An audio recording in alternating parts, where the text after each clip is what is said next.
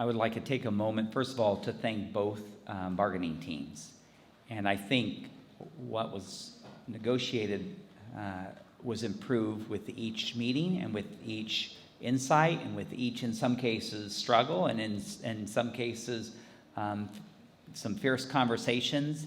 And as a result of it, I think it's better for students, but I also think it's better for staff. And so I just wanted to thank Mark and your team, and as well as Chad and Julian and Pamela. Thanks for all the work that you put into it. I'm proud of the work that everybody did on this, so thanks. I realize this is one of the most polarizing subjects about coming back. And so I am happy to say that we do give parents a choice. And even tonight, in the public comments, we had 2 parents that expressed really strong desire to come back as soon as possible. And we had, I think, 3 parents express us to reconsider opening up. And in many cases, sometimes you'll find this kind of middle ground, this kind of consensus. And what, on a topic like this, it really is very polarizing. And that's why it is important that we work together, and we have done that, and I'm proud of the good work that's being done. Tonight is not meant to be a comprehensive COVID-19 report.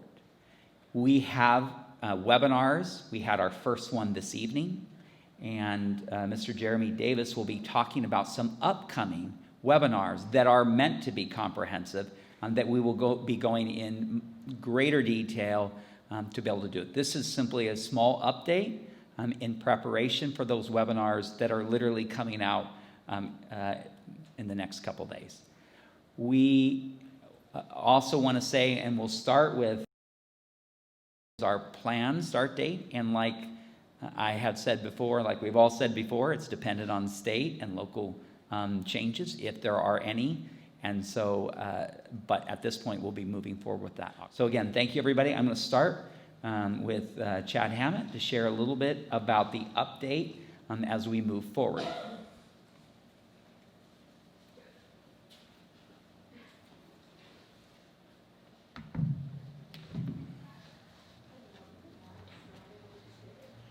I would like to echo the words of Mark Jacobs and of Dr. Pletka, and just really thank our pals, our FIDA negotiating team, our FSD negotiating team, for the hours, and I do mean literally hours, that we put into putting this MOU together, the conversations that we had, the discussions that we had on how do we do what's best for our students, for our community, and for our teachers. FSD is a special place. It is an amazing school district. We do amazing things for our students. And every discussion we had was, how do we ensure that what makes FSD special, what makes FSD an amazing place for students, an amazing place to be an employee, an amazing place to teach, how do we keep it that way? And how do we make sure that we can do what's best? And again, really from the bottom of my heart, I thank FIDA and your team for all of your time and effort and energy. I thank my team as well, especially Dr. Julian Lee, and the amount of time that was put into this.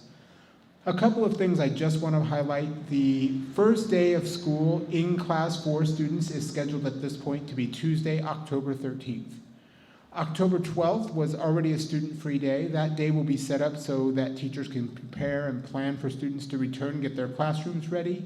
And then on the 13th, if all things go as planned and they go well, we will look at returning our students to their classrooms with a model that really involves students getting live instruction in the classroom through a hybrid model where they attend school 2 days 1 week and 3 days the next, and then through a virtual model where students will either receive virtual instruction from home, similar to distance learning but different, because teachers will be focusing not only on students on Zoom virtually, but they'll also be focusing on students in their classroom. So it will look different than it looks today. We also will have students elsewhere on campus who are attending campus 5 days a week who will be Zooming in. So teachers will be learning the new skill of how do I teach students live and virtually. We're excited because the MOU includes a piece which is we will be setting up model classrooms, and our own Pamela Zanell is going to be one of our model classrooms. And really, we're really setting up classrooms that will help teachers at different grade spans, at TK kindergarten, 1st through 3rd, 4th through 6th, 7th, 8th, in SDC rooms, of what does it look like for a teacher to implement this model, and how can we help train and teach others to do the same. For our special education students, and I don't want to steal Dr. Julian Lee's thunder, but just to say that on September 21st, we will start with implementing a return for some students based on their IEPs and their IEP needs to help that transition go smoothly. Robin Gilligan will be working very closely with the SDC teachers to create what we call a reentry plan. There also is just a lot of different means for support to make sure that we have substitutes available, that we have support for this virtual learning, that we also have support for teachers that can't come to work due to underlying health conditions, and that we will have substitutes available in the classroom to provide support and supervision while the teacher, the current classroom teacher, is able to continue to teach their students. And that's the key message, is that there will be very, very little transition, as teachers will be able to continue to teach their current students in their current programs, whether students are learning virtually or in person. So again, thank you, FETA, and this is a all-around good win-win for everyone involved. And next, I'd like to invite up Dr. Julian Lee.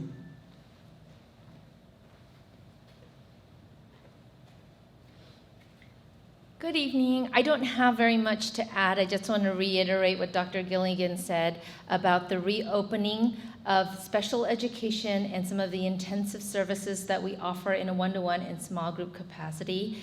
I'm just so excited about that because I know our teachers will rise above the challenge in that we are asking our teachers to take the first steps towards reopening. This reentry plan will allow us to phase in students and provide an opportunity for students to acclimate towards a new physical surrounding that's filled with temperature checks, hand washing, and a lot of safety protocols. So in that, we once again thank teachers, and I want to just spread the love that's in the room. I do want to say with my own voice and my own words, just a big thank you to Mark and Pamela. I think we definitely redefined and elevated the term FSD family through our negotiation and our time that we've spent together. So thank you.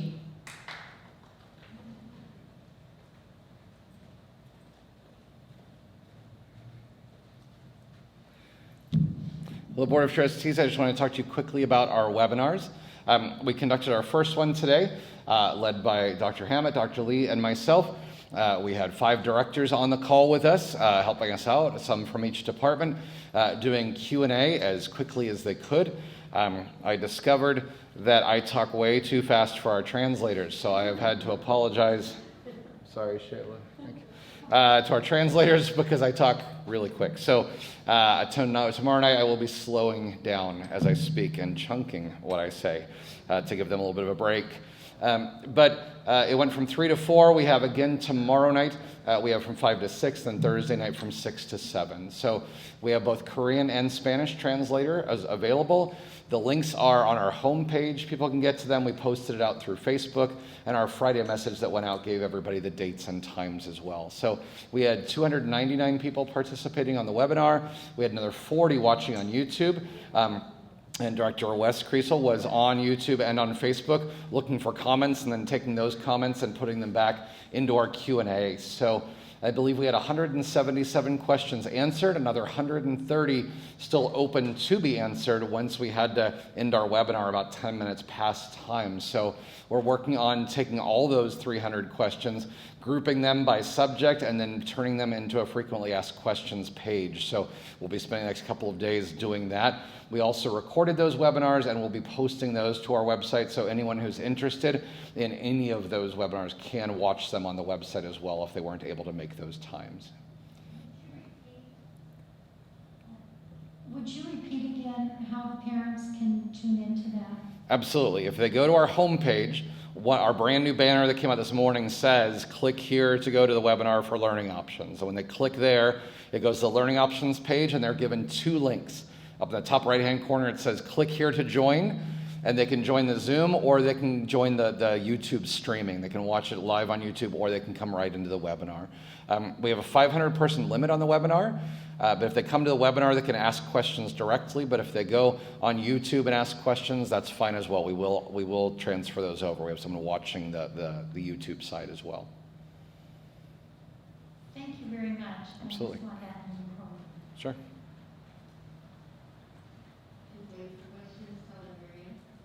No, go ahead.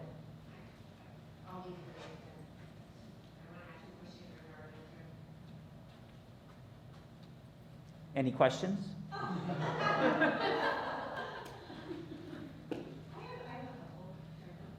Yes, please do. Mine were more maybe specific. I was looking to find out, since we've been now in school for, has it been a month? Yes. It's been a month, right? So we've been in school for a month. I'm wondering, what are our login percentages? How, do we have many students that have not logged in yet, or are we? The attendance is very, very high. And I don't have the number off the top if somebody wants to jump in here. But we've had, as an example, some anecdotal information. When I talked with the principal at Richmond, for example, at their 3rd grade level, everybody had been participating and involved and had attended. Now, has it been perfect attendance for the entire month? I would guess not. But the attendance and participation is much, much higher. Another anecdotal, I was talking to principal at Orangethorpe, Ginger Frady, and she said that literally she'll get notes and she'll jump into a Zoom meeting or she'll get a little text or a little email from a teacher that said these kids are not here or not participating, and they'll send out the SSA literally to their house to get them up and in the Zoom meeting. So those are just 2 examples, but I do know across the district that we have a very high percentage, and some of the things and some of the challenges of the spring in most cases have been resolved. Now, with that being said, we do have some attendance, or the number of students has dropped in our school district, and Rob Copeland a little bit later will be sharing about that. I would be interested to keep in touch with that on this, how many of our students are dropping off, how many are not logging in. So C's can talk about ADA, so we'll talk about that. Technology, I know that we had another concern about technology. Do we find that our students all have technology and need technology, or do we have any students that are lacking in whether it's a device or bandwidth or something like that? We have handed out iPads to every single student at this point in time, so everyone has an iPad, as well as giving teachers an iPad that did not have one. So every teacher now has 2 devices, both a laptop and an iPad in hand, and then we've also given iPads to IAs and long-term subs to make sure they can be supportive in a Zoom. And we've spent the last 2 weeks refreshing about 450 teachers' laptops, giving them brand new ones so we could then take their older laptops. We're going to be working on those this week and next, and then getting those to the long-term subs and IAs because they find a laptop would be better. So we're trying to support from all areas. We've given out over 1,000 hotspots, whereas last spring it was only 400 that were needed. We're now at over 1,000 that have already been handed out this year because of student need, and we have 500 more of them coming in about 4.5 weeks. But at the moment, we still have a few hundred that haven't been handed out, so we're excited that we haven't hit that number. There are definitely some districts out there who are still in need. I mean, it got a little crazy there when we were ordering for a while from Verizon. You were seeing districts ordering 52,000 hotspots, of just saying, okay, and it was taking 6, 8, 10 weeks to get. So we were glad we had ordered ahead of time, and we feel comfortable because the requests have gone way down, which has been great to see, along with our attendance being very high. Stay there, because my other question comes to headsets. Mhm. Headsets with mics. I know that for lots of students out there, they're in a room with other students having to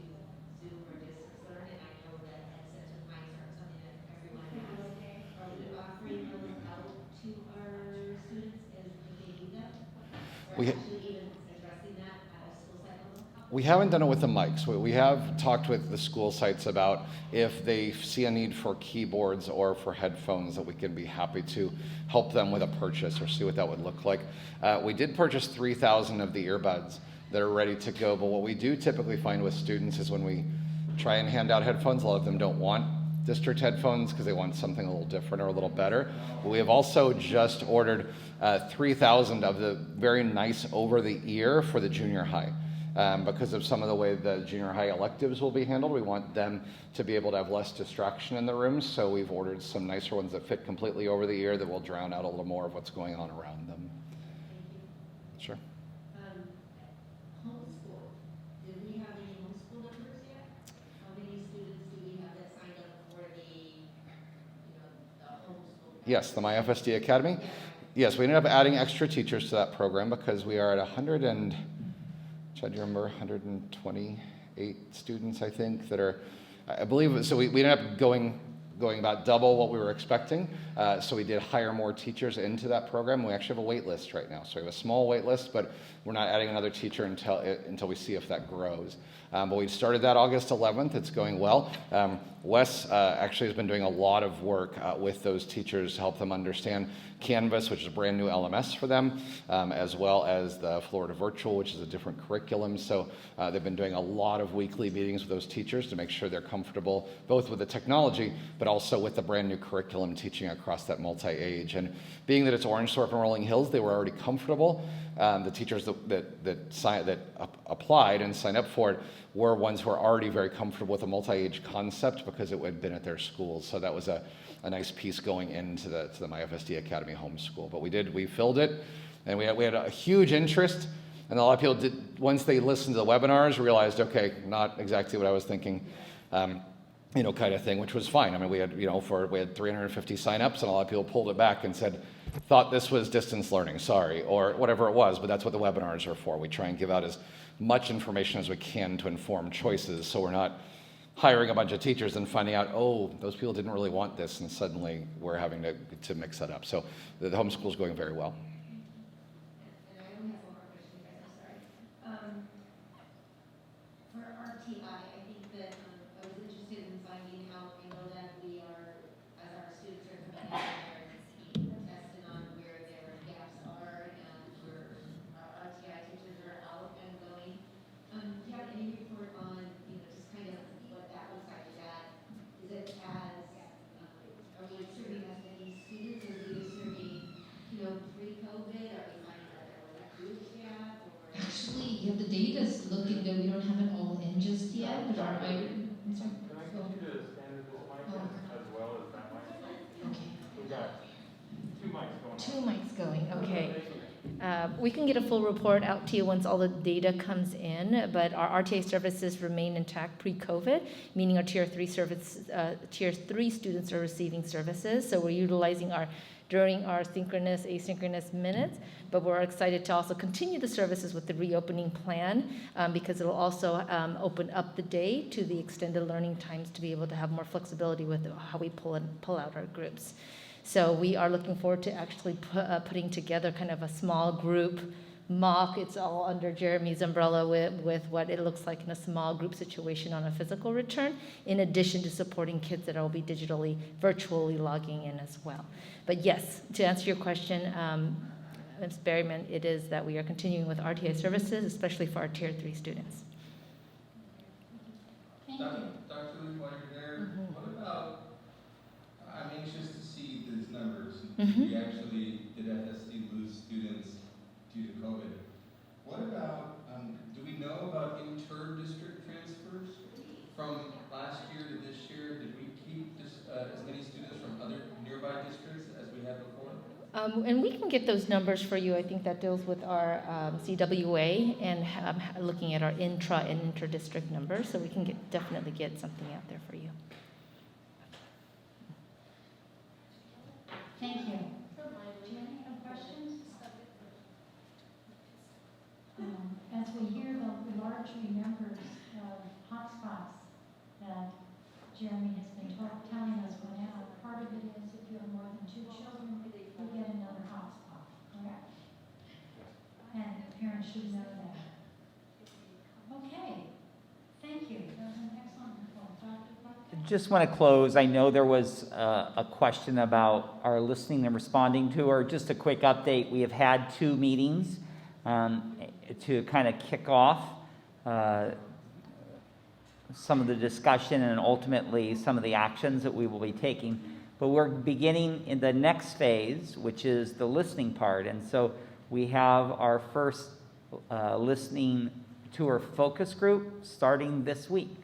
And then we will proceed to have an additional 6 meetings, 6 focus groups that will be comprised of teachers, classified staff, administrators, parents, and students. And so together, some of the patterns that will emerge from this group will ultimately lead to action items that we will bring before the board. So just a quick update on that. Thank you, everybody.